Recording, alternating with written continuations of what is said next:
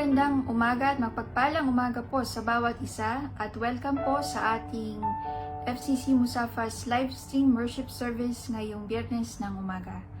Ang sabi po sa Psalm 111 verses 1 and 9, Praise the Lord! I will extol the Lord with all my heart in the council of the upright and in the assembly. He provided redemption for His people. He ordained His covenant forever.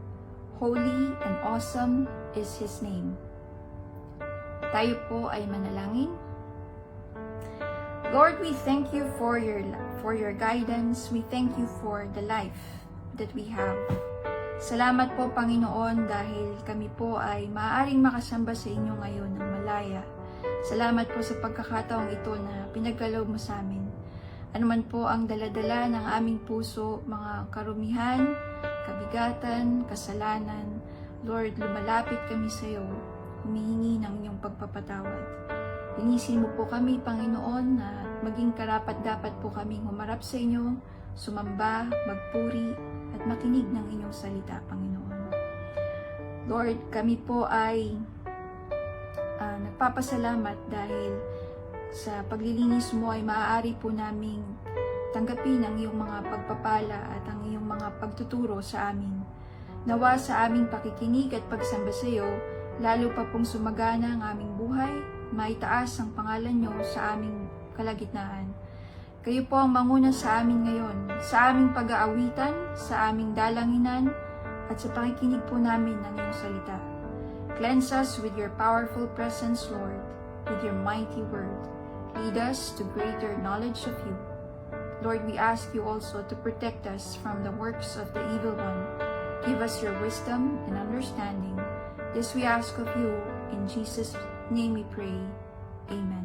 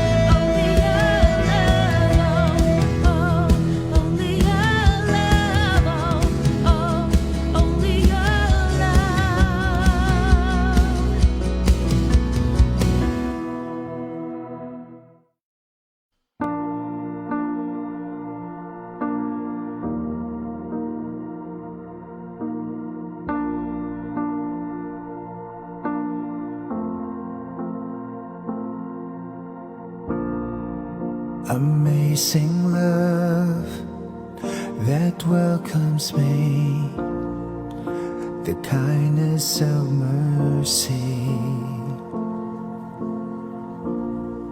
that bought with blood wholeheartedly my soul undeserving. God, you're so good. God, you're so good. God, you're so good. You're so good to me. Behold the cross, age to age, and hour by hour. The dead are raised, the sinners saved, the work of your power. God, you're so good. God, you're so good. God, you're so good. You're so good to me. God, you're so good. God, you're so good. God, you're so good. You're so good to me. I am blessed, I am called, I am healed, I am whole, I am saved in Jesus' name. Highly favored, anointed, filled with your power for the glory of Jesus' name. I am blessed, I am called, I am healed, I am whole, I am saved in Jesus' name. Highly favored, anointed, filled with your power for the glory of Jesus' name.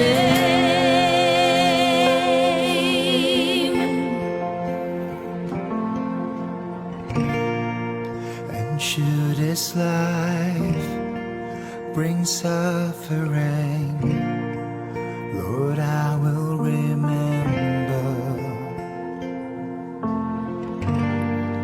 what Calvary has bought for me, both now and forever.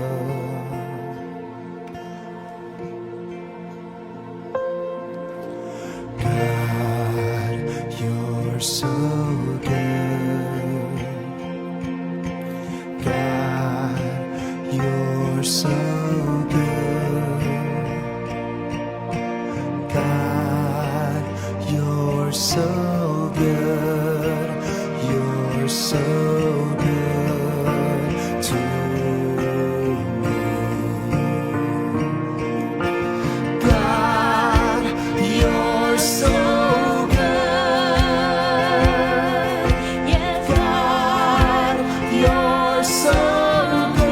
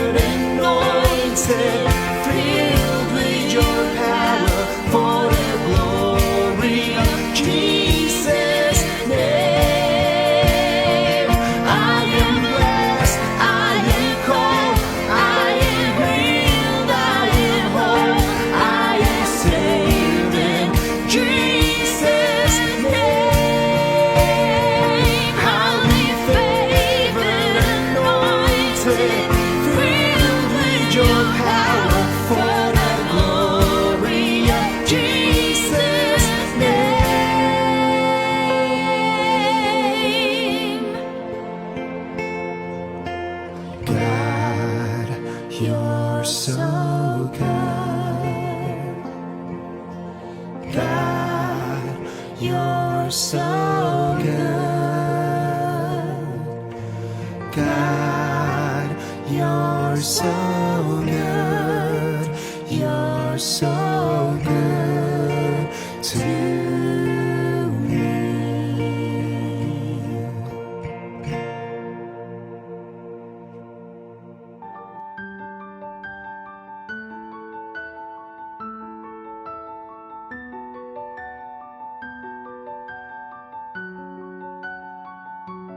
Muli po ay isang magandang araw sa bawat isa sa atin, sa ating pong pananalangin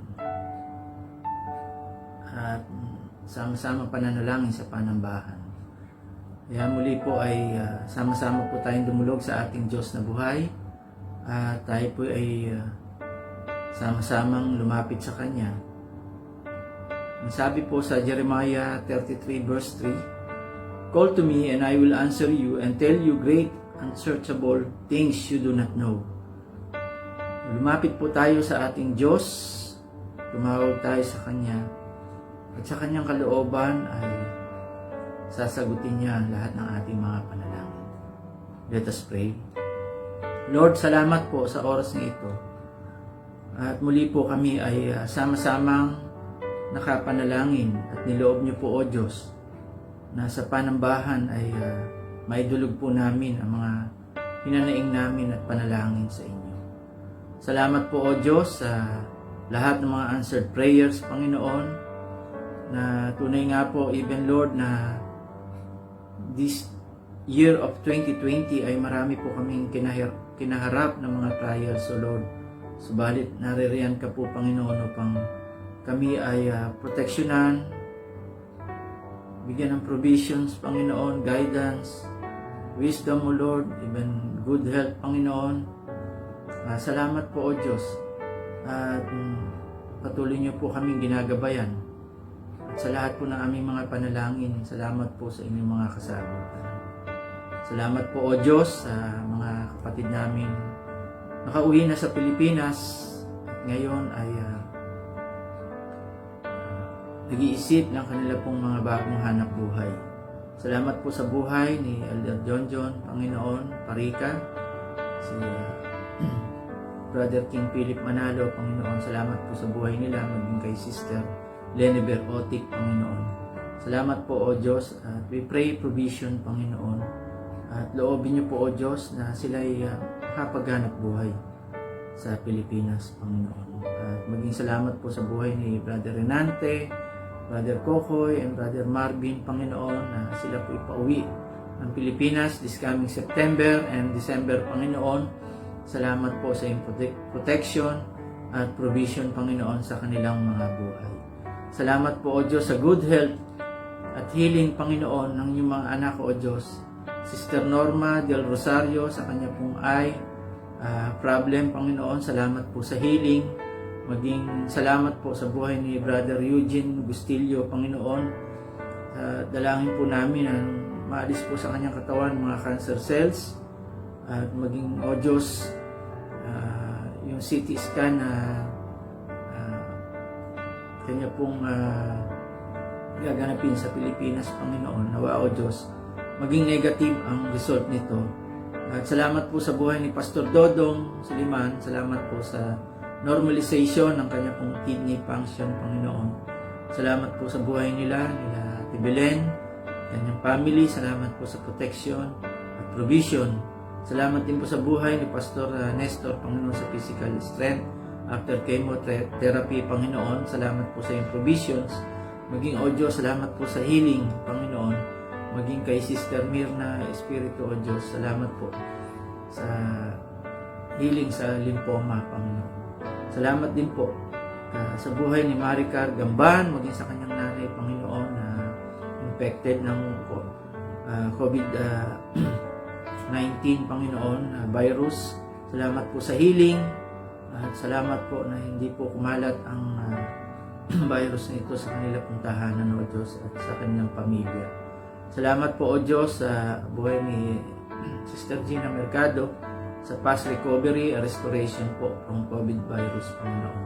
Salamat po, O Diyos, sa buhay ni Deacon Dodi. Salamat po sa healing sa kanya pong gallbladder polyps.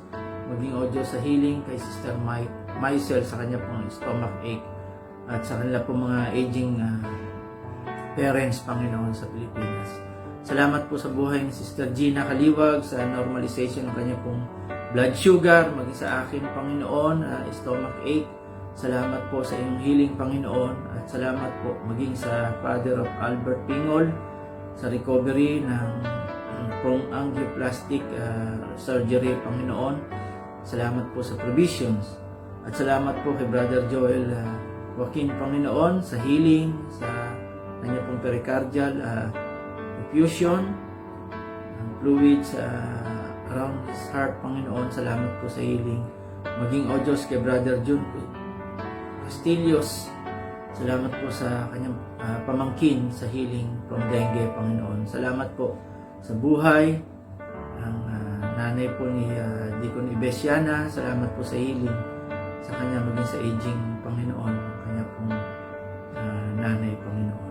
Salamat din po kay Sister Marie Corazon Alegre, Sister niya na nurse sa KSA. Salamat po sa healing sa COVID virus, Panginoon. Salamat po sa buhay ni Pastor BJ. This month of September ay meron po siyang ultrasound schedule po sa kanyang kidney, sa scrotal area, Panginoon, sa hospital po ng SKMC Radiology Department, Panginoon. Salamat po, O Diyos, sa provision at maging, O Diyos, sa negative result, Panginoon, ng ultrasound ni Pastor BJ.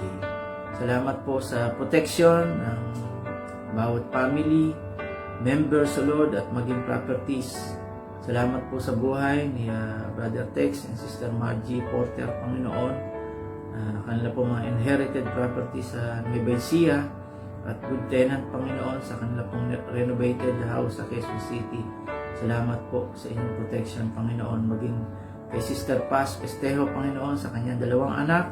Salamat po sa healing sa COVID virus at maging sa inyong protection, Panginoon, at sa kanila pong business na nais po nilang planuhin at itayo, Panginoon, sa Pilipinas.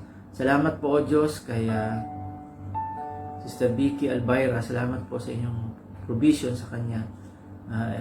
At even, Lord, na siya po ay hindi nakakasahod, nandoon po ang inyong provision sa buhay ni Sister Vicky Albayra, Panginoon. Salamat po sa smooth processing ng FCCM ban, Panginoon.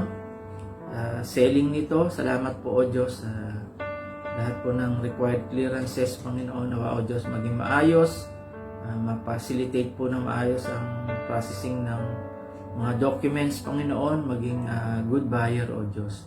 Dalangin po namin ang FCCM ban, selling, Panginoon, na ito po ay maging smooth, O Lord. Salamat po, O Diyos, sa worship place na dinadalangin po namin ang FCCM na magkaroon po ng booking at slot po sa TEC Worship Hall sa Phase 2, Panginoon. We pray na ito po ma-open at magkaroon po ng opportunity ng Filipino Christian Church Musapa para po sa physical worship service, Panginoon. Salamat po, O Diyos, sa lahat ng mga estudyante dito sa UAE, maging sa ibang bansa, maging sa Pilipinas, Panginoon. Salamat po sa mga estudyante at mga parents nito, Panginoon. Salamat po sa provisions, sa protection, sa wisdom, Panginoon. Salamat po, O Diyos. Tunay nga po na sa schooling ng mga bata, Panginoon, ay andun po ang inyong gabay at protection, Panginoon, maging sa mga magulang, O Diyos. Salamat po, Panginoon. Maging salamat po kay Brother Bebot, Panginoon. Justice, kanya pong pagkamatay, O Diyos. Salamat po, O Diyos, magkaroon po ng maayos na hustisya at maging sa autopsy report, Panginoon, ay maging maayos at ma-establish po, Panginoon, ang case niya. Salamat po, O Diyos, sa panalangin ito kaya Brother Bebot, Panginoon, at comfort po sa family, Panginoon. At salamat po, O Diyos, sa family ni Ate Mila Bulante, Panginoon. Salamat po sa comfort, sa iyong provision, Panginoon, sa pagkamatay ng kanya pong kapatid, O Diyos. Salamat po, O Diyos, at lagi ka pong nariyan, Panginoon, upang i-comfort, Panginoon, ang mga kapatid, O Diyos, ang mga nawawalan ng kamag-anak, ng buhay. Salamat po, O Diyos, sa iyong provision, Panginoon, at sa buhay po at pamilya ni Ate Mila Bulante, Panginoon. Salamat po at naririyan ka upang i-comfort po sila at gabayan, bagamat sila po ay malayo sa kanya pong kapatid, Panginoon. May naririyan ka po, O Diyos, upang gabayan, Panginoon, si Ate Mila, maging ang buong niyang pamilya, Panginoon, sa Pilipinas. Salamat po, O Diyos, sa panalangin po namin. At tunay nga po, O Diyos, na kami ngayon na dumadalangin sa inyo. Salamat po, O Diyos, sa iyong provision. Salamat po at kinakatagpo nyo ang lahat po namin mga panalangin. Salamat po sa peace, Panginoon, sa comfort, sa hope, Panginoon. Salamat po, O Diyos, at nilalagay niyo po ito sa aming puso at isipan, Panginoon. Dahil nariyan ka po, O Diyos, upang sa iyong kalooban, Panginoon, ay inyo po tinutugon ang lahat po na aming mga hinanaing at panalangin. At sa amin po lahat na nananalangin ngayon, nawa, O Diyos, ay inyo pong katagpuin, Panginoon, ang lahat ng aming pong mga daladalahin at mga personal prayer request po sa araw na ito. Salamat po sa mensahe nyo na maririnig po namin sa aming panambahan. Salamat po, O Diyos, at ito po ay nilagak niyo po sa aming puso at isipan, Panginoon. At kami na tumatanggap ng iyong salita, O Diyos, ay tanggapin po namin ito, Panginoon, ng may paggawa, O Diyos. At ilagay namin sa puso at isipan namin, Panginoon, na kayo ang aming Diyos na laging nagbibigay ng mabubuti na gawa, Panginoon, para sa amin. Kami, Panginoon, na tumatanggap ng iyong salita, O Diyos, ay pamuhay po namin ito. Salamat po sa iyong anak, preacher, Pastor BJ, Panginoon. Salamat po sa lahat, Panginoon, na ginagawa niyo sa aming buhay mula sa panambahan ito. Salamat po sa buhay ng iyong mga anak mula Sider at mga nagpaawit po, Panginoon, sa panambahan ito. Salamat po sa bawat buhay ng iyong mga anak, Panginoon. Salamat po, O Diyos. At ito po ang maibabalik namin sa inyo, Panginoon, ang kayo ay patuloy na purihin, dakilain, luwalhatiin sa pangalan po ng Panginoong Kristo. Amen.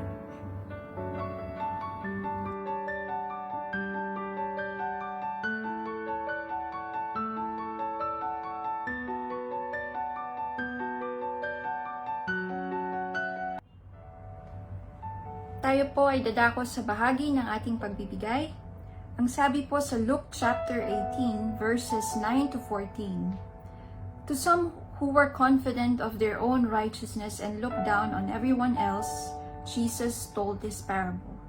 Two men went up to the temple to pray, one a Pharisee and the other a tax collector. The Pharisee stood by himself and prayed, God, I thank you that I am not like other people, robbers, evildoers, adulterers, or even like this tax collector. I fast twice a week and give a tenth of all I get. But the tax collector stood at a distance. He would not even look up to heaven, but beat his breast and said, God, have mercy on me, a sinner. I tell you that this man, rather than the other, went home justified before God. For all those who exalt themselves will be humbled, and those who humble themselves will be exalted. It is amazing how the Lord reminds us that we give our tithes and offering not to make us feel proud about ourselves or feel entitled. Tayo po ay nagbibigay ng ating mga handog at ikapu upang ipahayag ang ating pasasalamat sa ating Diyos na siyang nagbibigay sa atin, who is our great provider. Let us all pray.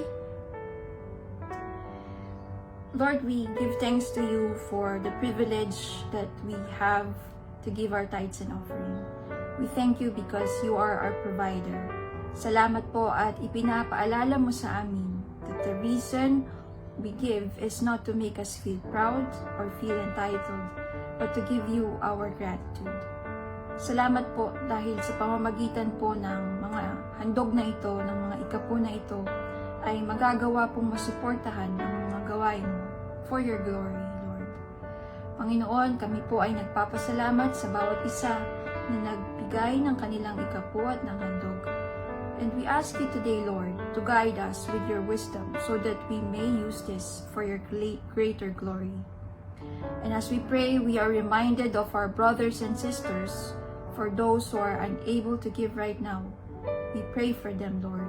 Katagpuin mo po ang kanilang mga pangangailangan.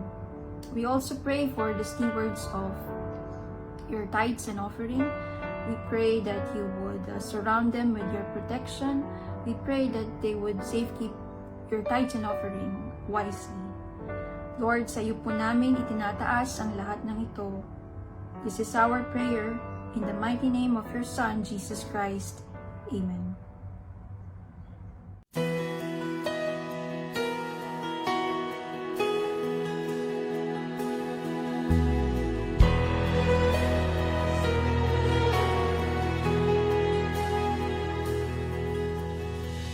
Who doesn't wish for sunny days?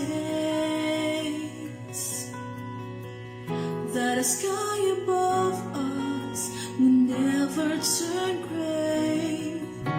But life isn't always sunshine. We have times that leave us asking why. And when the clouds roll in and tears begin to fall,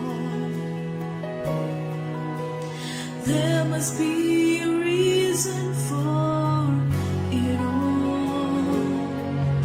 Redeemer of the rain, the Lord will never waste our pain.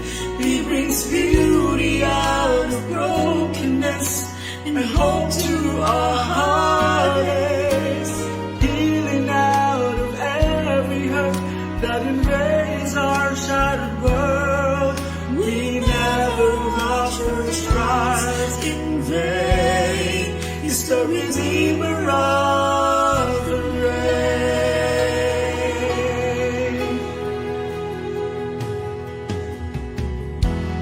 Every problem that we face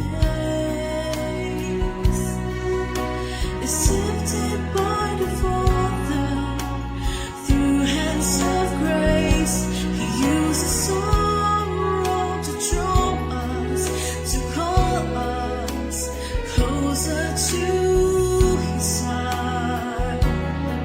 It's in the middle of the storm we learn to trust that He is always watching over us.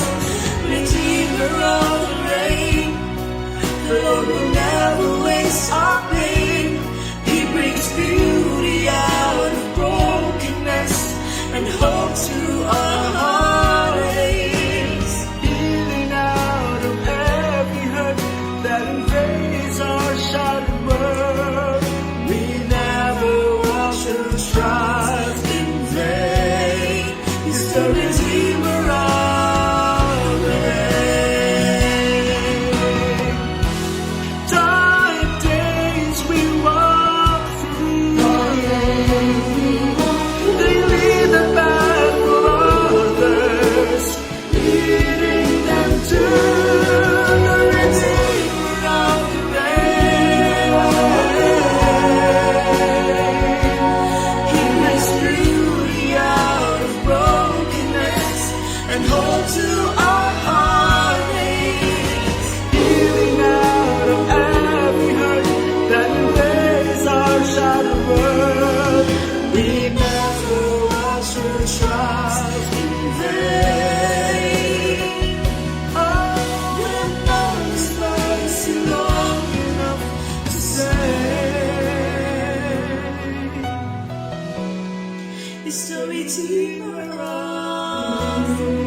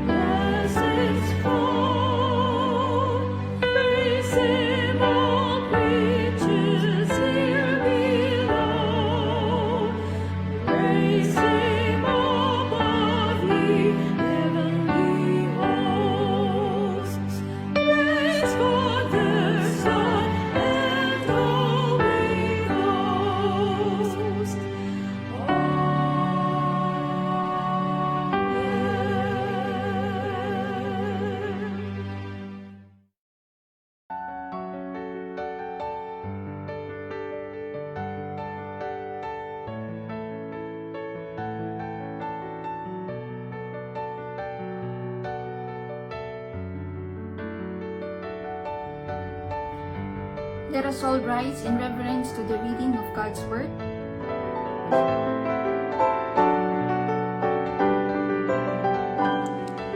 Thy word is a lamp unto my feet and a light unto my path.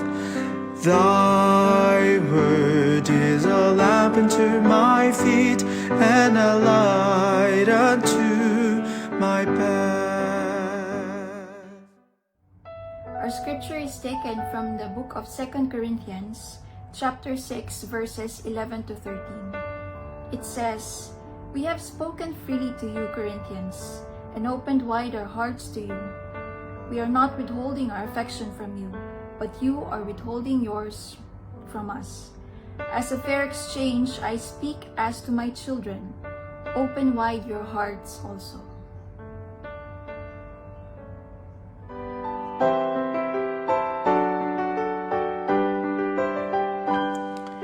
Thy word is a lamp unto my feet and a light unto my path. Thy word is a lamp unto my feet and a light unto my path.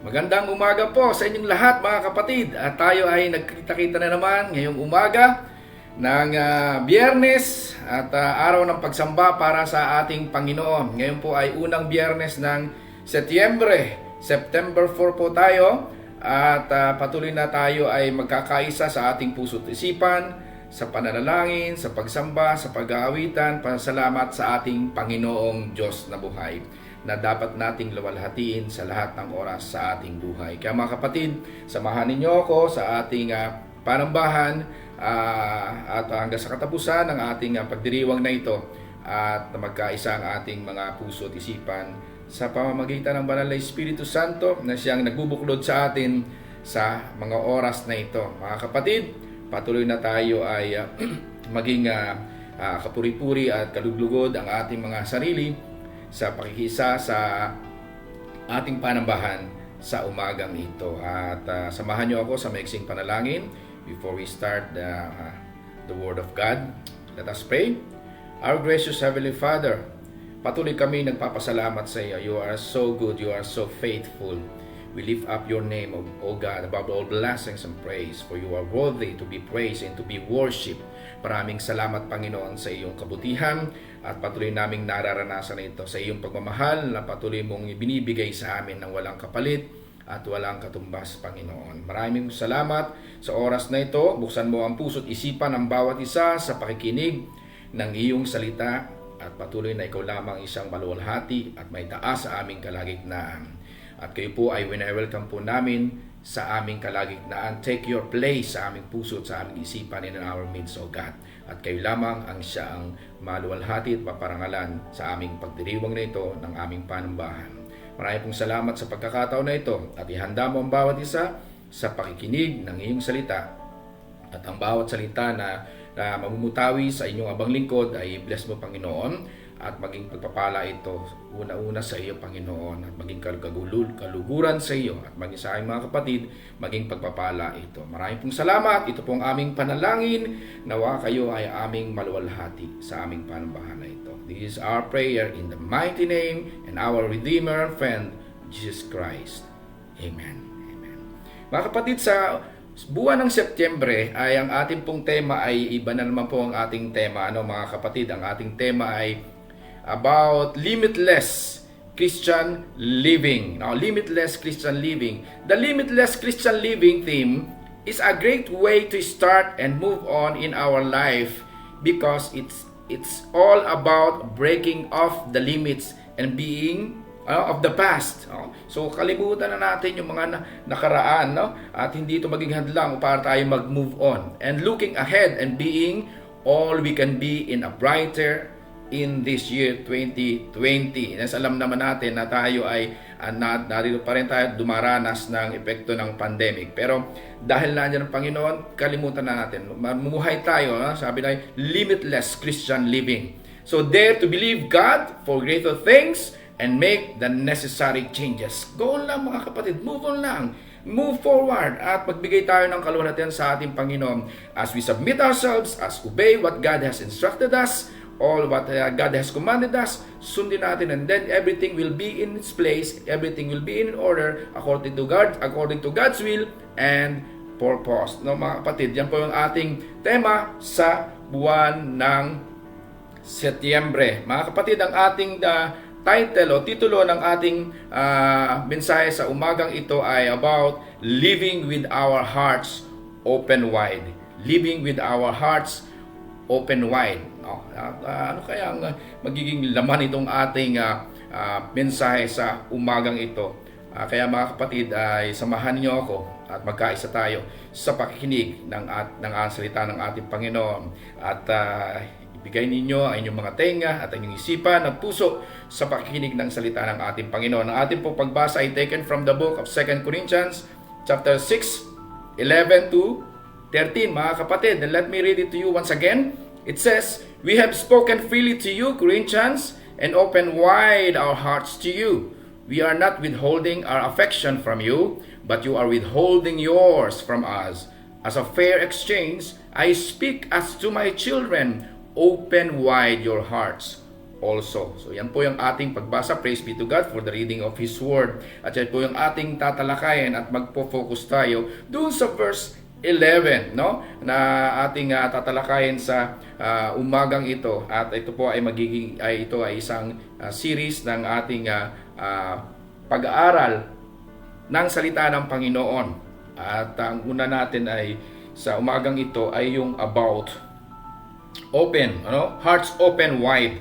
Ano ba itong sinasabi nating na hearts open wide, no? Hearts open wide.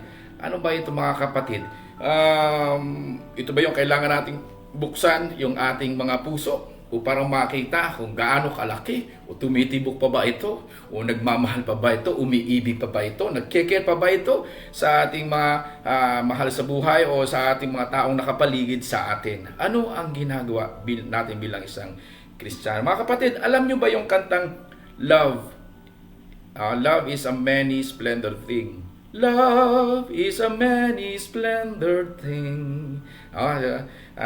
Kilala niyo siguro itong awitin nito, pero nakalimutan na natin kung ano yung sinong umawit nito. Sa ating pag-aaral sa umagang ito ay pag-usapan natin yung love. Kahit malayo pa yung buwan ng February, pero ang pag-usapan natin ay about love. Ito yung sinasabi nating hearts open wide. It means that we have to open our hearts by loving those people around us. Sino man ito, no? Sabi rito, love is a many splendid thing. Love stretches wide and deep to encompass the passionate affair you experience as your first love. The heart-pounding love you feel when you see your child for the first time, and the gentle love you feel for your parents as they grow older. Di ba mga kapatid? Yan naman natin nangyayari, di ba? Kapag yung first love natin, talaga namang ang tibok ng puso natin ay kakaiba, no? Yung ating pagtangi sa Kanya, yung ang ating pagmamahal sa ating mga first love, yung mga kapag tayo nakita natin yung una nating anak, no? Kapag siya ay sinilang, talaga namang iba ang tibok ng puso natin. Iba yung ating pag-iisip, iba yung naramdaman natin, iba yung pananaw, no? Maging sa ating mga magulang, no? Yung ating pagmamahal sa kanila, yung ating pag-aaruga sa kanila ngayong sila ay may edad na, nandoon talaga yung so much care natin para sa kanila, sapagkat from the time na tayo ay nasa sinapupunan ng ating mga ina hanggang sa sinilang, hanggang sa paglaki, hanggang sa tayo mabigyan ng magandang kinabukasan, ay naramdaman natin ang pagmamahal ng ating mga magulang. So yun ay sinusukli natin ang pagmamahal din, no, na ating naranasan sa kanila. So a common thread throughout each of these types of love is care and consideration for someone. Ultimately, that care and consideration are best expressed through the word compassion. Yan, no, mga kapatid. So ang tinutukoy natin dito sa sinasabi nating heart open wide ay pagkakaroon ng compassionate love o compassion sa bawat isa, sa mananampalataya, sa mga pamilya mo, sa mga taong nakapaligid sa iyo. Ito mga kapatid yung ating pag-uusapan at ito ang mensahe na gustong iparating ng Panginoon sa bawat isa sa pamagitan ng inyong abang lingkod, yung pagmamahal. At dito sa ating binasa sa Corinthian ay yan din ang naranasan ng ating kapatid na si Paul na ibinahagi sa mga taga-Korinto at sa mga taong nakapaligid sa kanya. The Apostle Paul was a man who loved his brethren. Mahal niya yung kanyang mga kapatid sa pananampalataya. At sinabi yan sa 2 Timothy chapter 1 verse 2. Sabi dito, "To Timothy, my dear son, grace, mercy, and peace from God, the Father, and Christ Jesus our Lord." So pinapakita na talaga doon pa man sa kanyang letter, sa kanyang sinulat sa libro ng 2 Timothy chapter 1 verse 2 ay nandoon yung kanyang pagmamahal sa kanyang mga kapatid sa pananampalataya. At kung ang pag-uusapan natin ay about love, ay si Paul talaga ay nandoon yung kanyang pag-ibig, ang kanyang pagmamahal na tinatawag nating compassionate love doon sa kanyang mga kapatid, doon sa kanyang mga co-workers. No, na sinasabi diyan sa 2 Timothy chapter 1. Hindi lamang 'yon mga kapatid. Dito sa Philemon 1 and 2. Paul, a prisoner of Christ Jesus, and Timothy, our brother, to Philemon, our dear brother and fellow worker, also to Apphia, our sister, and Archippus, our fellow soldier, and to the church that meets in your home. So nakita natin yung kanyang pagmamahal, doon yung kanyang compassionate love, doon pa lamang sa kanyang pagsusulat ay pinapakita na niya yung kanyang pagmamahal sa kanyang mga co-workers, sa kanyang mga kasamahan sa iglesia, sa kanyang mga mananampalataya. At hindi lang yan mga kapatid, mahal din niya ang kanyang congregation. Mga kapatid, mahal din niya ang kanyang congregation. Ang sabi sa 2 Corinthians chapter 11 verse 28, "Besides everything else, I face daily the pressure of my concern for all the churches." So mga kapatid, nandoon, dala-dala niya yung pressure. Pagkat mga kapatid, kung titingnan natin, maraming problema na na-encounter si Paul sa mga taga-Korinto. At dito sa 2 Corinthians, ipinapakita diyan yung problema niya sa mga false teachers. At kinu-question din ng mga tao ang kanyang pagiging apostol ay kinu-question ng mga tao sa Korinto, sa kanyang church. Kaya ito ay problema na naranasan ni Paul. Pero sabi niya, "Besides everything else, I'll face daily the pressure of my concern for all the churches." Yun ang kanyang pagmamahal sa iglesia. Kahit na siya nabibigatan lahat, maraming problema, tuloy pa rin. At hindi niya ito binibigyan ng bigat o ng pansin, ng focus, kundi doon siya nagfo-focus sa kapangyarihan at kaluwalhatian ng ating Panginoon. Mga kapatid, dahil sa kanyang pagmamahal at pag-ibig, ay talagang willing siya to give of himself and become close to them. Gusto niya talagang mapalapit. Ganyan ang isang Kristiyano, ganyan ang isang leader, ganyan ang isang mananampalataya na gustong mapalapit sa bawat isa.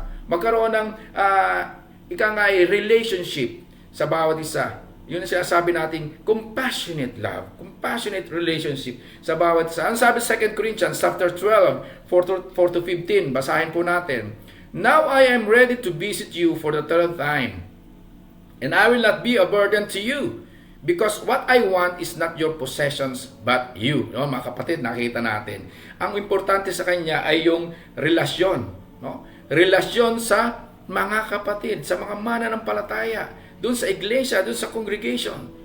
After all, sabi niya, "After all, children should not have to save up for their parents, but parents for their children. So I will very gladly spend for you everything I have and expend myself as well. If I love you more, will you love me less?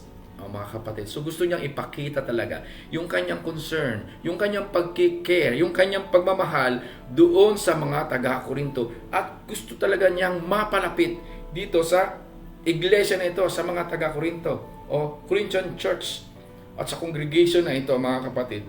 So, sana ganun din ang ating maging pananaw sa buhay, sa ating bilang isang mananampalataya, sa atin bilang mga disipulo ng ating Panginoon, sa atin bilang nakatanggap ng kaligtasan nagmumula sa ating Panginoong Jesucristo, ng kaligtasan na binibigay ng ating Panginoong Diyos na buhay sa atin, mga kapatid.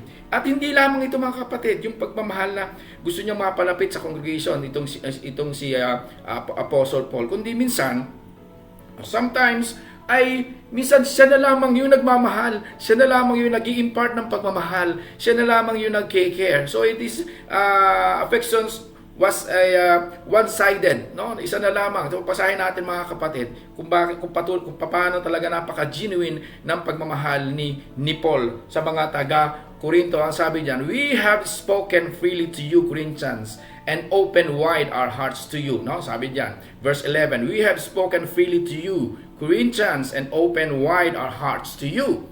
We are not withholding our affection from you, but you are withholding yours from us. So, mga kapatid, you are withholding yours from us. As a fair exchange, I speak as to my children, open wide your hearts also.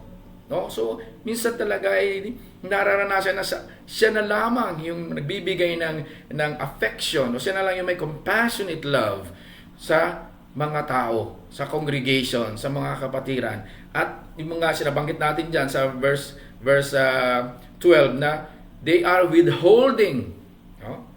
They are withholding their affection toward Paul.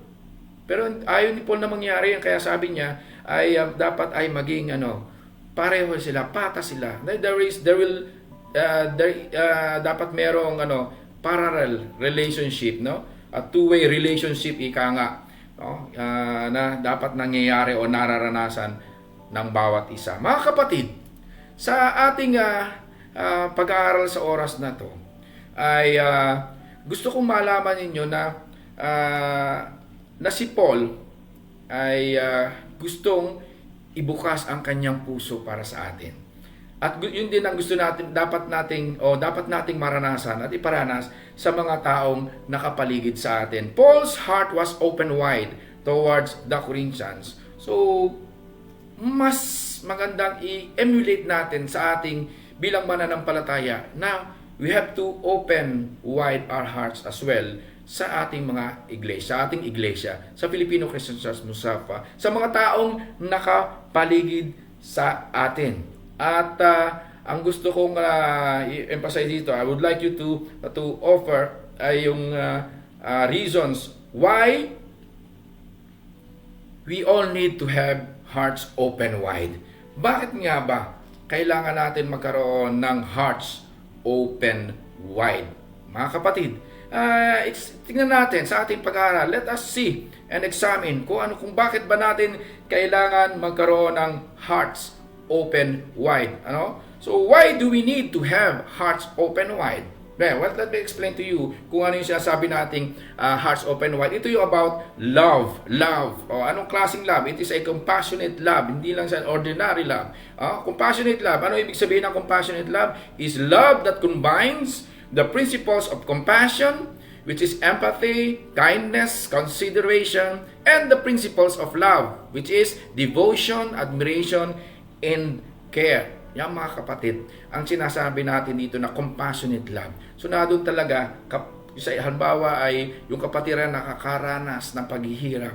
You have this empathy na parang gusto mong ilagay na rin ang iyong sarili sa kanyang naranasan. Gusto mong maranasan, ilagay sa kanyang position yung sarili mo. Na doon yung pagiging mabuti mo sa kanya, pagiging considerate mo, at sa talagang devoted ka sa pagkalinga sa kanya, sa pagkikcare sa kanya. Ito yung mga bagay na karakteristik ng pagkakaroon ng compassionate love sa bawat isa. At yan ang ating dapat na mangyari sa buhay natin bilang isang mananampalataya. Magkaroon tayo ng compassionate love. Mga kapatid, ano yung sinasabi natin na magkaroon ng compassionate love? Ano ba kapag meron kang compassionate love na gusto nating iparana sa ating kapwa? Kapag meron kang compassionate love, ibig sabihin ay it is a mark of a true discipleship. Compassionate love is a mark of a true discipleship. Ano ang sabi niya sa John chapter 13 verses 34-35? A new command I give you, love one another. As I have loved you, so you must love one another. By this everyone will know that you are my disciples, if you love one another. So, tunay nga na itong pagmamahal na ito ay dapat ay pinapractice natin sa ating buhay bilang isang mananampalataya na ibinabahagi sa atin ngayon mula sa buhay o experience ni Paul na is nakasulat sa ating binasa kanina, maging kay John, no? Ang sabi dito ay talagang yung a new command I give you, love one another. Dapat tayo daw ay magmahalan. Magmahalan ang bawat isa, magmahalan ang bawat mananampalataya at ang bawat magkakapatid sa ating Panginoong Hesukristo. At ito dapat ay makita sa atin. Dapat ito ay visible. Dapat ito ay nagmamanifest sa atin. Because if we have this visible, compassionate love sa ating mga kapatiran, it shows that we are Christ true disciples. Kinaklaim natin that we are followers of Christ, we are disciples of Christ, but do you experience this compassionate love? Do you share this compassionate love? Nagkikare ka ba sa ating mga taong nakapaligid sa atin?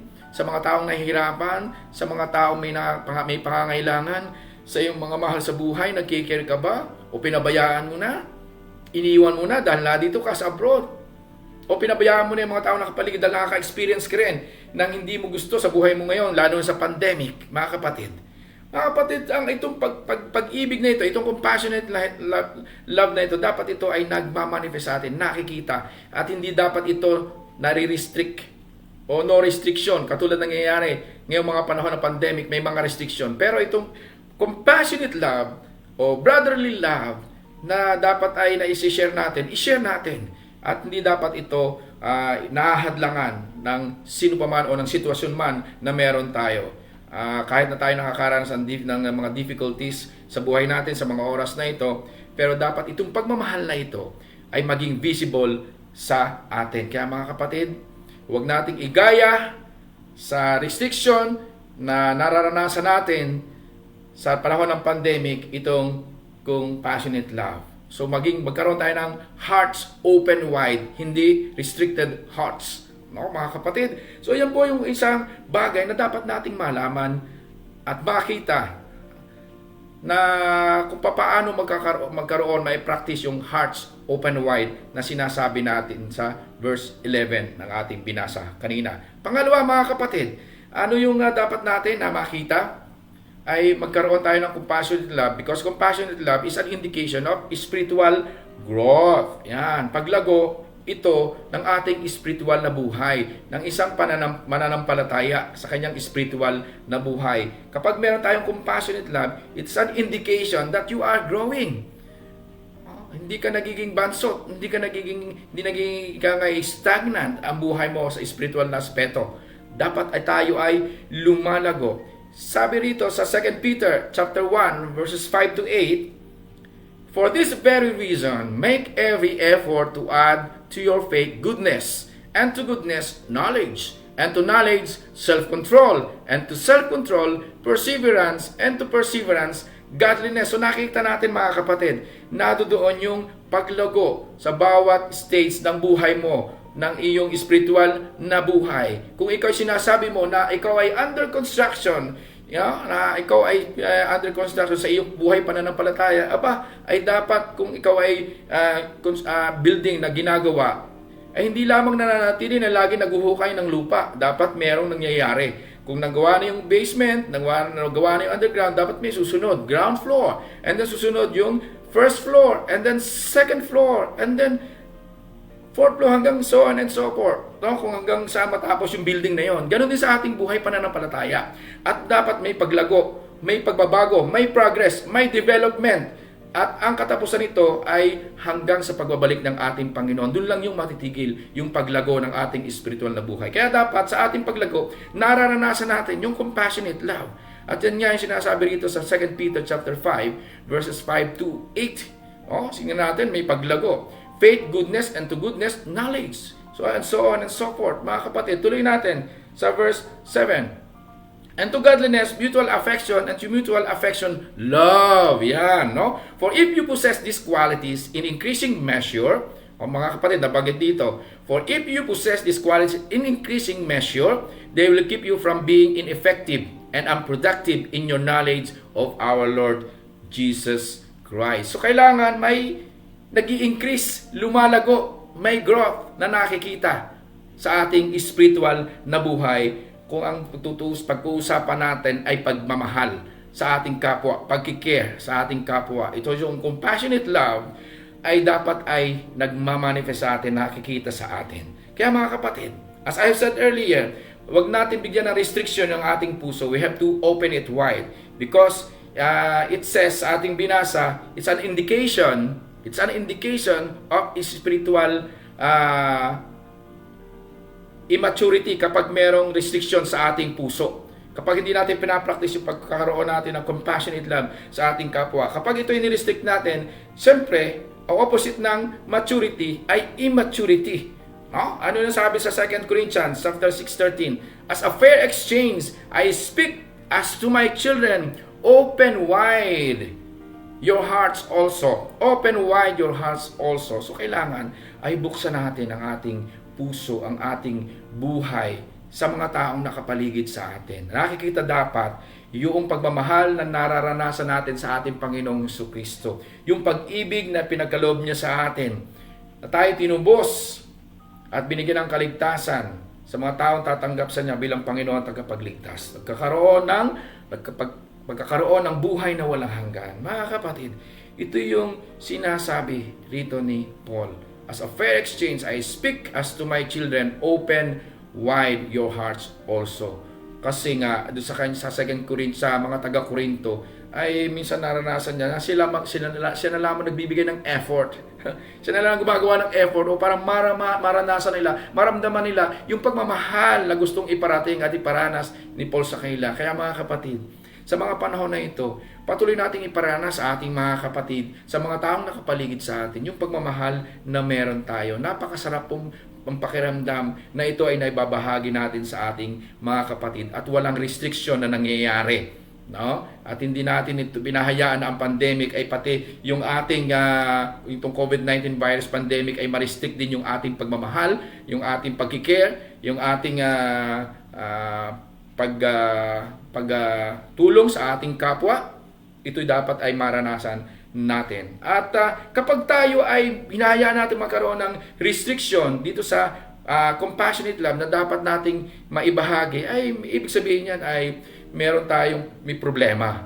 No? Meron kang problema sa iyong spiritual na buhay. Meron kang problema sa sarili mo. O mga kapatid, so ito yung sabi natin spiritual ailments. Ikaw ba ay nakakaranas dito mga kapatid? Hindi mo maiparanas yung pagmamahal? Lagi nakafocus ka sa sarili mo dahil ito yung naranasan mo, dahil ito yung sitwasyon mo, dahil may kakulangan ka rin? Mga kapatid, nandiyan ang ating Panginoon. Let us focus kung ano yung kakayahan na pwedeng ipagkaloob sa atin ng Panginoon. He is our good God. He is our faithful God. He is gracious. He is merciful. He is powerful. He is mighty. He knows what is good and best for us. He's our God of yesterday, today, and forever. So, kailangan lang talaga ay mag-trust tayo sa ating Panginoon.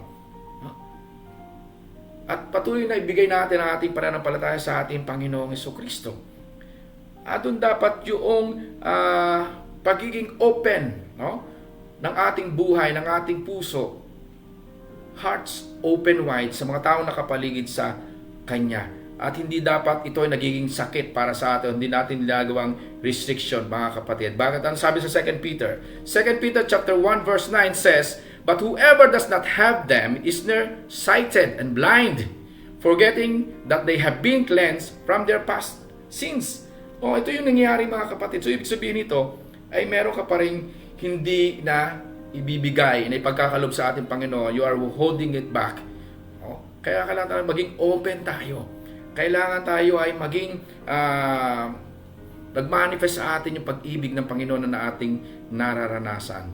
O, hindi dapat ito binibigyan natin ng restriction sapagkat magkakaroon tayo ng spiritual ailments katulad na banggit dyan. But whoever does not have them is nearsighted and blind. So gusto ba natin mga kapatid na tayo hindi tayo maging bansot, na tayo ay hindi lumago sa ating pananampalataya? Mga kapatid, patuloy nating maranasan at iparanas itong compassionate love na ipinaranas ni Paul sa mga taga-Korinto at tayo rin hanggang ngayon. Sapagkat ang Diyos ni Paul ay Diyos din natin hanggang ngayon. At yun ang gusto ng Panginoon na mangyari sa ating buhay. May maranasan natin yung compassionate love na nanggagaling sa ating Panginoon bilang mga disipulo, bilang kanya mga chosen or elected people, bilang mga New Israel, bilang New Israel, binigyan tayo ng kaligtasan. So laging nandoon ang patuloy na share ng pagmamahal at pag-ibig ng ating Panginoong Jesucristo. Hindi lamang yung compassionate love is an indication of spiritual growth, kundi yung compassionate love is an assurance of our salvation. Diyan may pinapakita na ikaw nga ay isang tao, isang individual na nagkaroon ng buhay na walang hanggan at kaligtasan na nanggagaling lamang sa ating Panginoong Jesucristo. At hindi po natin yan dapat at hindi natin yan maitatanggi. Kapag ikaw talaga ay nagkaroon ng pagtanggap, genuine acceptance and repentance sa ating mga kasalanan at pagtanggap sa ating Panginoong Jesucristo bilang Panginoong tagapagligtas, naandyan yung compassionate love. Mararanasan, magmamanifest yan sa iyong buhay. Anong sabi sa 1 John chapter 3 verses 16 to 19? This is how we know what love is. Jesus Christ laid down His life for us, and we ought to say, lay down our lives for our brothers and sisters. So, hindi naman kailangan na talagang ikaw ibigay mo ang buhay mo sa mga kaibigan mo para maranasan nila ang pagmamahal na gusto nating iparanas sa kanila, na gusto mangyari sa ating buhay dahil yun sinasabi ng salita ng Panginoon. Sometimes it happened. Pero hindi naman ikaw ini-insist na talagang ipagkalobo yung buhay mo. Sometimes it happen. Depende yan sa situation na naranasan natin sa ating buhay. Pero ang isa sa mga bagay na dapat nating na mag-manifest at makita sa ating buhay, yung patuloy na pagkikare natin sa ating kapwa, pagtulong sa mga nangangailangan, panalangin sa kanila sa in times of sorrow or despair sa buhay nila, pagtawag sa kanila. No, mga kapatid, ito yung mga bagay na napakasimpleng bagay na dapat nating maipakita, may paranas sa kanila na pwede naman nating gawin. Kahit sa panahon na ito na may mga suning, meron na nga, naalis na nga yung mga restrictions, marami na. No? Marami na tayong nagagawa comparing to sa mga nakalipas na mga panahon o araw na talaga hindi tayo makalabas at talagang restricted o talaga namang maraming restrictions na dapat nating gawin. So ito yung ating dapat na ginagawa sa ating mga kapatiran. Now sa verse 17, if anyone has material possessions and sees a brother or sister in need but has no pity on them, how can the love of God be in that person?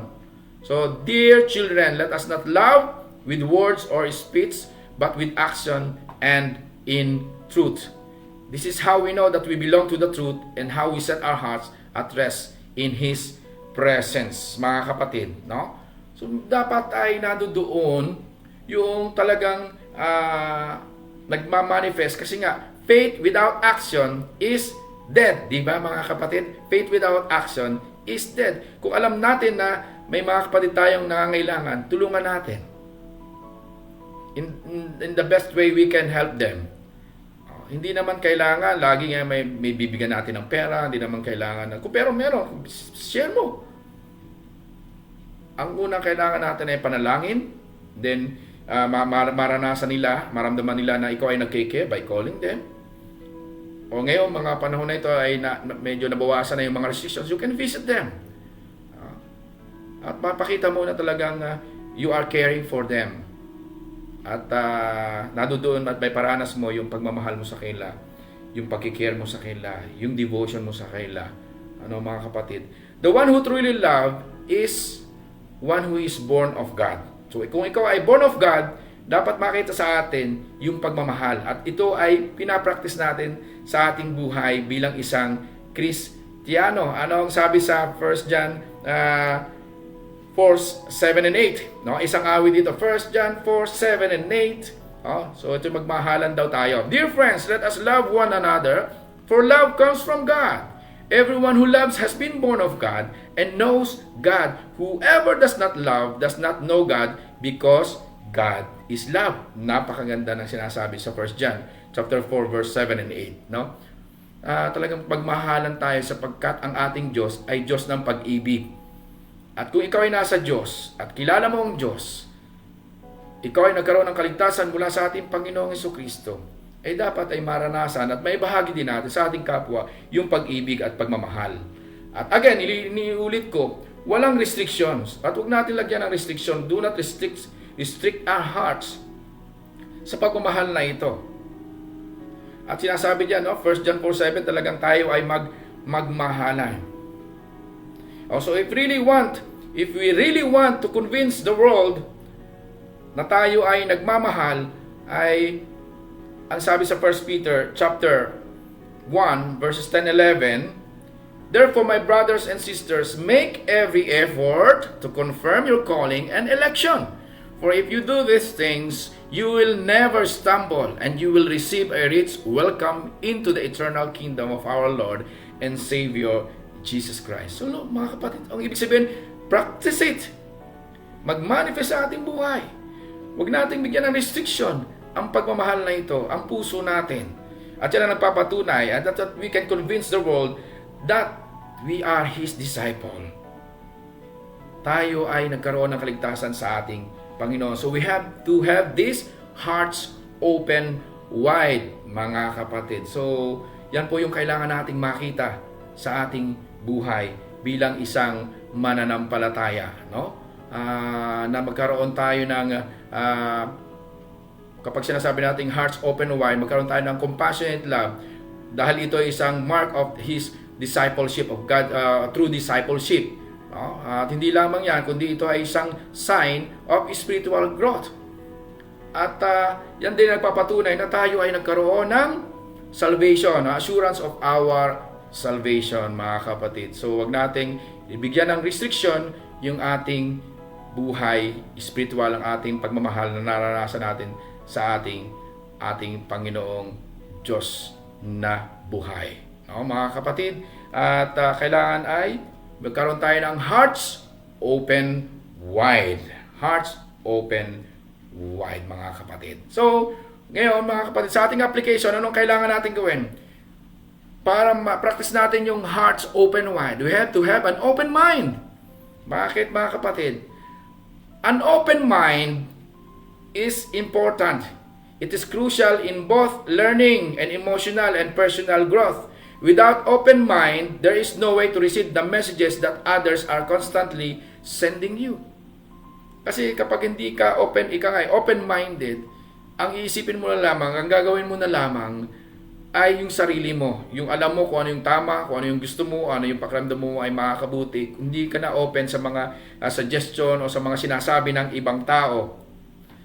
Kailangan ay magkaroon tayo ng open mind, lalo na sa salita ng ating Panginoon, lalo na sa mga feedback, kasi mga feedback o yung mga comments sa atin, ay ito ay makakabuti, effective ito para tayo lalo tayong lumago sa ating Panginoon. So, para tayo magkaroon ng open mind, we have to renew our mind sa pamagitan ng salita ng ating Panginoon. Ano sabi sa Romans 12:2?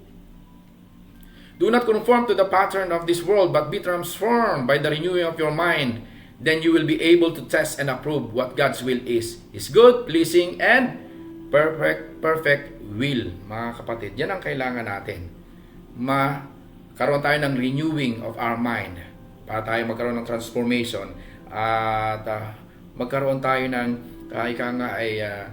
hindi tayo magkaroon ng intellectual laziness. Patuloy tayong lumago sa Kanya. At ang mga opinion ay kahit nasabi ng contrary to our own opinion ay tanggapin natin sapagkat ito ay magbibigay sa atin ng mas marami pang karunungan at ito ay challenge sa atin to our way of thinking kung ano yung mga yung tama, ano yung dapat na may paggabay ang ating Panginoong Jesucristo, ang banal na Espiritu Santo. At makita na tayo ay nanudoon, pinapangunahan tayo ng banal na Espiritu. Hindi lamang open mind dapat mga kapatid ma-apply natin sa ating buhay, kundi magkaroon din tayo ng open heart. Open heart mga kapatid, for us as you open your mind, kailangan din nating malaman na we have to open our heart. An open heart is about being sincere. Yan. It is about being sincere. It's about acknowledging the value of emotions and using that to make a better decisions, both personal and professional and spiritual na buhay natin. Kaya nga hindi lamang dapat sa isip ang bukas natin kundi sa puso. So yan po ay dapat ay magka-connect at parehong bukas mga kapatid. An open heart is about allowing a real connection to others. Kaya nga, sabi natin kayo na kailangan ay magkaroon tayo ng compassionate love sa bawat isa. So, itong pagkakaroon ng open heart is a real connection to others, pagkakaroon ng pag-i-encourage sa kanila, magkakaroon tayo ng connection in general na aspeto ng buhay natin. So, itong mga connection na ito yung foundation for us to have a good life, to have a good spiritual life, lalo sa ating buhay Kristiyano. At magkaroon ng tunay na success sa ating buhay na pananampalataya. At hindi natin kakalimutan na pag bukas ang ating isipan at bukas din ang ating puso ay hindi mawawala yung takot sa ating buhay na kaharapin yung mga problema, yung nararanasan natin sa ating buhay sapagkat bukas tayo ang ating isipan at puso sa salita ng ating Panginoon, sa mga pagbabago na dapat mangyayari. So doon na nare-realize natin na mga bagay na dapat nating baguhin sa ating buhay. Ano sabi sa Philippians chapter 2 verses 1 to 5? Therefore, if you have any encouragement for being united with Christ, if any comfort from His love, if any common sharing in the Spirit, if any tenderness and compassion, then make my joy complete by being like-minded, having the same love, being one spirit and one mind. Do not out of selfish ambition or vain conceit, rather in humility value others above yourselves, not looking to your own interest, but each of you to the interest of the others. In your relationship with one another, have the same mindset as Jesus Christ. So, mga kapatid, nandiyan na talagang magkaroon tayo ng puso na katulad ng ating Panginoong Jesucristo at huwag natin niyang bibigyan ng restriction. Huwag nating i-allow na yung sitwasyon ay mapigilan itong pagmamahal na dapat ay na nating nararanasan ay may bahagi sa ating kapwa. Mga kapatid, so ma-emulate sana tayo sa katuruan ni Paul na magkaroon tayo ng hearts open wide. Yung love o compassionate love sa ating mga kapatiran, sa mga taong nakapaligid sa atin. Sa ating konklusyon, mga kapatid, sa oras na ito, sa ating pinag-aralan, may we all be taught of God to have hearts open wide. Yan ang kailangan natin. For those who may not have yet, sa mga wala pa, ay kailangan lang natin ay tanggapin ang ating Panginoong Jesucristo. Tanggapin ang ating Panginoong Jesucristo sa ating buhay, personal tagapagligtas. At magkaroon tayo ng repentance at patuloy na sumunod at magpasakop sa Kanya. So considers God's love for you which is open wide in Christ Jesus. Makikita po natin yan sa John 3:16. For God so loved the world that He gave His only begotten Son, that whoever believes in Him shall not perish but have eternal life. Ayan po ang ating, kung gusto niyong tanggapin ang Panginoon sa inyong buhay, ay tanggapin niya siya ng buong buo bilang Panginoon at tagapagligtas. So, why not open wide your love for God? Tanong ko sa inyo. By keeping His commandments, we have to open our hearts wide open sa ating Panginoon. At sa pamagitan nitong pagbubukas ay magkakaroon tayo ng obedient heart, submissive heart and obedient heart sa ating Panginoon. Sabi sa 1 John 5:3, in fact, this is love for God, to keep His command, and His commands are not burdensome. If you love me, keep my commands. Sabi niya sa chapter 14 ng John, verse 15. So, kailangan lang ay sumunod tayo. I-practice natin kung ano yung sinasabi, instruction ng Panginoon, yung kanyang ikinukumand sa atin, upang patuloy nating maranasan ang presensya ng Panginoon at ang kanyang pagmamahal at maibahagi sa ating kapwa. Ang sabi dito ay, the open mind allows you to think differently. The open heart allows you to feel differently. Both are infinitely important in the journey to a wiser, limitless Christian living, mga kapatid. So, yung ating dapat maranasan sa ating buhay bilang isang mananampalataya. So, we have to have an open heart. Open mind and open heart na kailangan nating maranasan at iparanas sa ating kapwa. Mga kapatid. So, narito mga kapatid at maraming salamat sa inyong pakikiisa sa ating pagsamba at sa pakinig ng kanyang salita. Tayo po ay manalangin. Maraming mga pangyarihan sa lahat. Maraming pong salamat sa oras na to at binuksan mo ang aming puso't isipan sa pakikinig ng iyong salita. At binuksan mo rin ang iyong mga salita sa aming mga puso na dapat ito ay patuloy na mag-manifest sa amin upang patuloy na ito may paranas namin sa mga taong nakapaligid sa amin, lalo na sa iyong iglesia at sa aming mga kapatiran. Maraming pong salamat sa umagang ito. Sinamahan mo kami at binuksan ang aming mga tenga sa pakikinig na iyong salita. Hindi lamang kami maging hearer, kundi maging good listener kami at may apply namin ang bawat salitang narinig namin sa oras na ito, sa araw na ito, at magbigay lamang ng kaluwalhatian sa iyo at karangalan as we practice, Panginoon, as we talk, as we walk the talk, and that we share this word of yours, O God, sa mga taong nakapaligid sa amin. Maraming pong salamat. This is our prayer in Jesus' name. Amen. Ang kapatid, tayo po ngayon ay dadako sa ating pagdiriwang ng banal na hapunan, mga kapatid, at tayo ay makikisa sa pagdiriwang ng banal na hapunan at patuloy na buksan po natin ang ating sarili sa oras na ito at makiisa tayo sa pagdiriwang ng kabutihan at pagmamahal at pag-ibig na walang katumbas na ginawa ng ating Panginoong Jesucristo 2,000 years ago. Mga kapatid, handa po natin ang ating sarili sa pakikiisa ng banal na hapunan.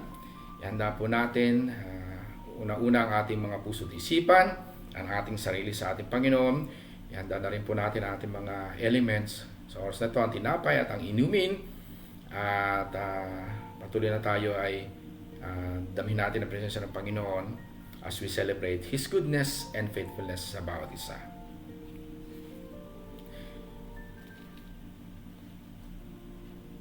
Mga kapatid, noong gabing ipinagkanulo ang ating Panginoong Jesucristo, kinuha niya ang tinapay at sinabi, ito ang aking katawan na ihahandog para sa inyo. Gawin niyo ito bilang pag-aalaala sa akin. Pagkatapos ng hapunan, magkagayon ay kinuha niya ang saro at sinabi, ito ang dugo sa aking bagong tipan na ibubuhos para sa inyo. Inumin at gawin niyo ito bilang pag-aalaala sa akin. Sapagkat kung sino man ang kumain ng tinapay na ito at uminom ng saro na ito, ay pinapahayag ang aking pagkamatay sa krus at tinihintay ang aking pagbabalik. Maraming pong salamat kaya mga kapatid, sama-sama po nating pagsaluhan ang tinapay na ito at ang saro na ito. Sama-sama po nating kanin ang tinapay na ito, simbolo ng katawan ng ating Panginoong Jesucristo.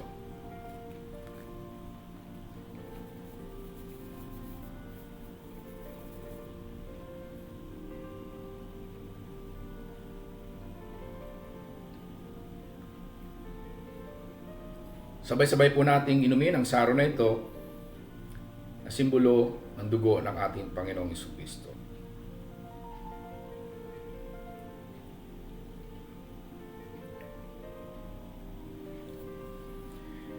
tayo manalangin ng pasasalamat.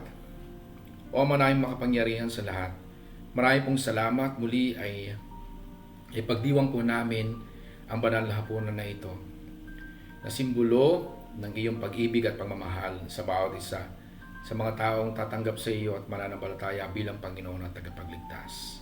Marami pong salamat, O Ama, sa pagbibigay ng iyong bugtong na anak sa amin, upang patuloy namin maranasan ay iyong pag-ibig na hindi nagmamaliw. Marami pong salamat, Panginoon, at sa pakikiisa namin ito sa banal na hapunan ay patuloy na maranasan namin ang iyong pag-ibig.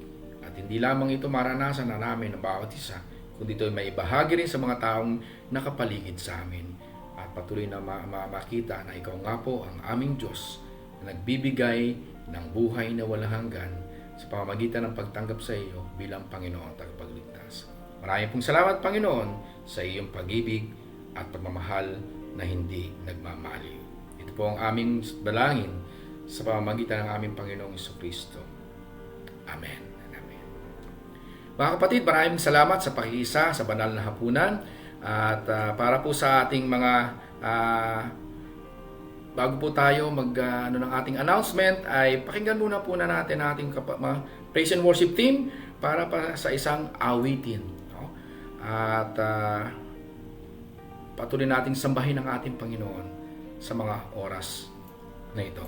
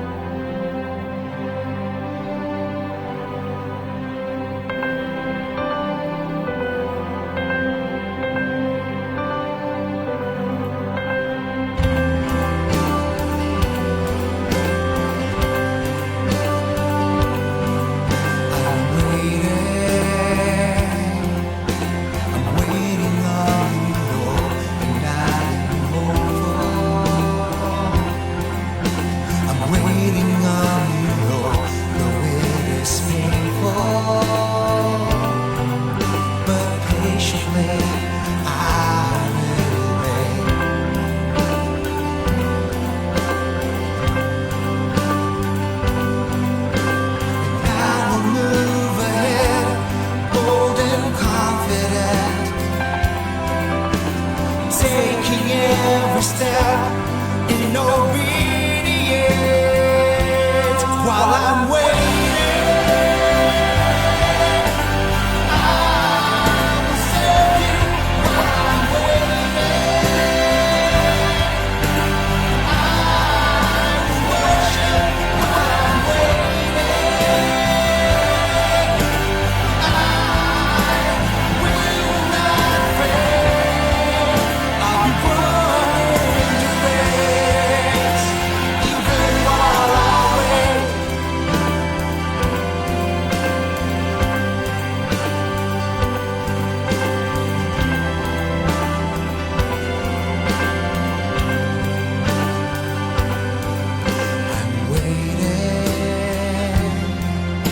I'm waiting on you, Lord, and I am peaceful. I'm waiting on you, Lord, though it's not easy, no, but faithfully I will wait. Yes, I will wait, and I will move ahead, bold and confident,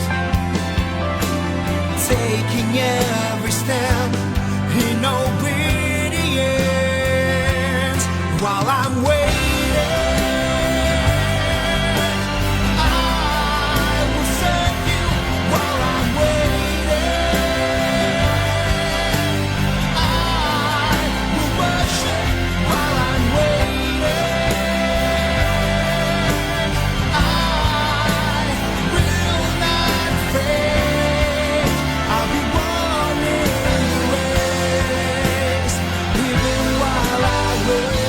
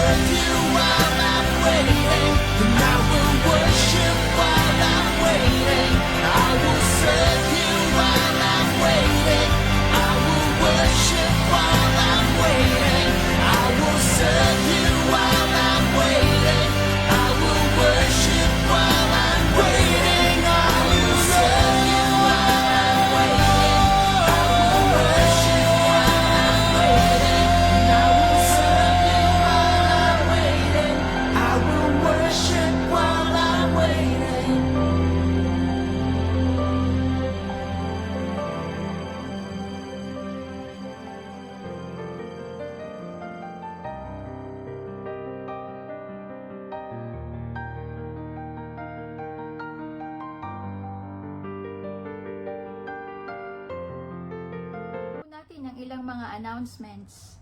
All Friday worship services, prayer meetings, dawn watch, Bible studies, major events, ministry meetings, and scheduled activities are postponed until further notice.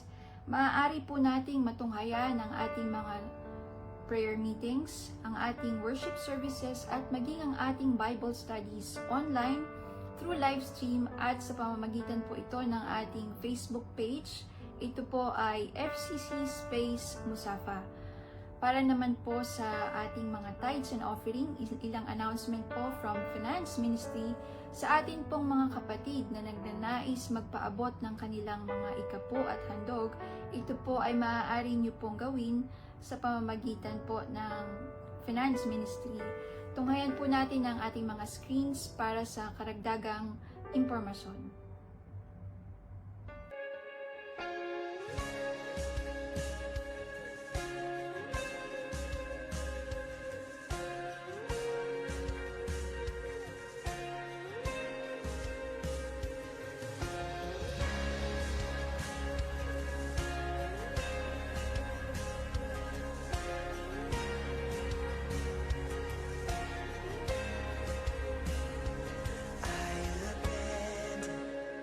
Every distraction, my attention is set on you.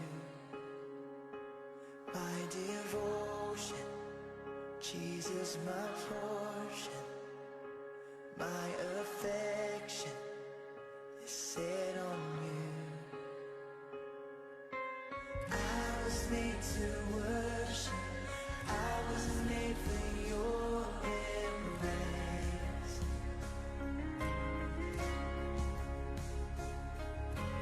I was made to worship. I was made to bless your name.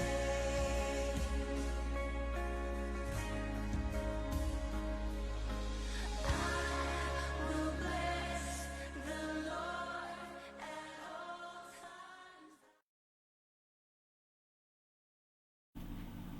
Ayan mga kapatid, at nakita po natin, narinig natin ang mga ilang announcement at hintayin lang po natin ang mga further notice sa mga activities na hanggang ngayon ay hindi pa natin ginagawa physically, at para tuloy po natin ipanalangin na ito ay mangyari na sa madaling panahon. Mga kapatid, bukas po ay magkakaroon tayo ng Dawn Watch, so samahan nyo ako sa pananalangin sa madaling araw, bukas po ng alas 6 ng umaga, at tayo magkasama-sama muli sa panalangin at maging sa pasasalamat sa kabutihan ng ating Panginoon na patuloy nating naranasan magpahanggang ngayon at sa mga darating na panahon. So mga kapatid, sa oras na to ay tayo dadako sa benediction. Ihanda po natin ang ating mga puso at isipan at ilahad po natin ang ating mga kamay sa pagtanggap ng biyaya na nanggagaling lamang sa ating Diyos na buhay.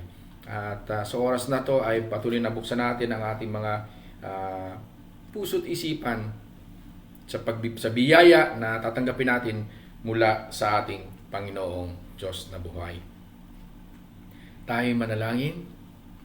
O Ama naming makapangyarihan sa lahat, patuloy po kaming lumalapit sa inyo sa oras na ito, sa inyong presensya, sa inyong trono ng awa at nagpapasalamat sa iyong kabutihan. Patuloy na kami ay patuloy na gabayan mo kami, patuloy na patnubayan, at patuloy naman maranasan namin at maipractice namin sa buhay namin na magkaroon kami ng hearts open wide sa patuloy na pagmamahal at pag-ibig sa aming kapwa, una sa iyo, Panginoon. Tulungan mo kami, Panginoon, na ito ay patuloy na mag-manifest sa amin, ma-practice namin, at magbigay lamang ng kaluwalhatian sa inyo.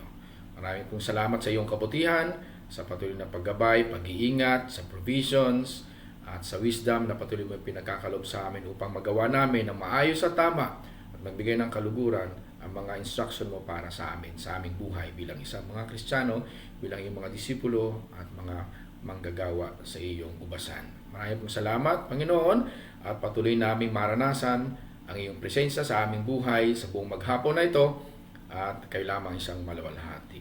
Kaya sa oras na ito, mga kapatid, ihanda natin ang ating mga puso't isipan at patuloy na ilahad natin ang ating mga kamay at tanggapin ang pagpapala na nanggagaling lamang sa ating Diyos na buhay. O manayong makapangyarihan sa lahat, sa oras na ito ay patuloy na kabanalin mo ang kamay ng iyong abang lingkod na ito upang patuloy na dumaloy dito ang iyong pagmamahal, ang iyong pag-ibig at ang iyong pagpapala sa aking mga kapatid na naririto at naniniwala at nananampalataya na kayo nga po ang aming Diyos na papagpala. Sa oras na ito mga kapatid, tanggapin niyo ang pagpapala mula sa ating Panginoong Diyos na buhay. Now may our God and Father Himself and our Lord Jesus clear the way for us to come to you. May the Lord make your love increase and overflow for each other and for everyone else, just as ours does for you.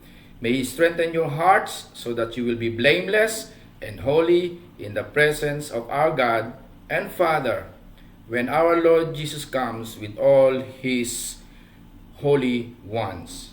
Amen.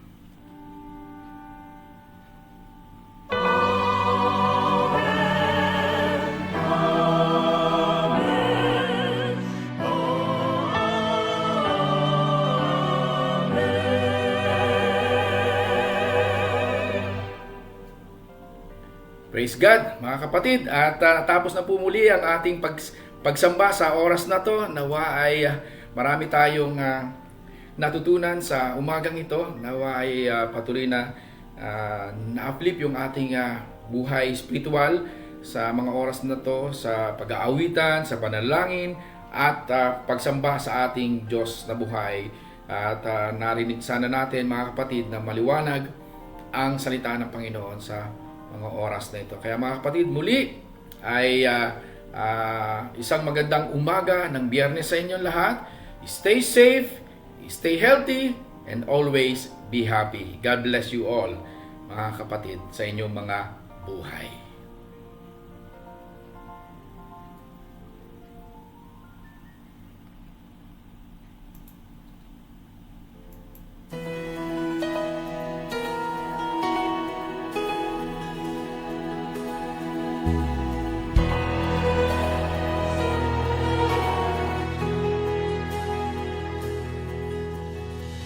Who doesn't wish for sunny days? That a sky above us will never turn gray. But life isn't always sunshine. We have times that leave us asking why. And when the clouds roll in and tears begin to fall, there must be a reason for it all. Redeemer of the rain, the Lord will never waste our pain.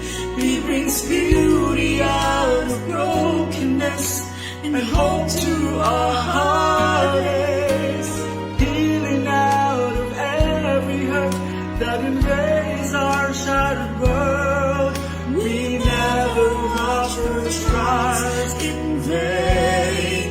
He's the Redeemer of the rain.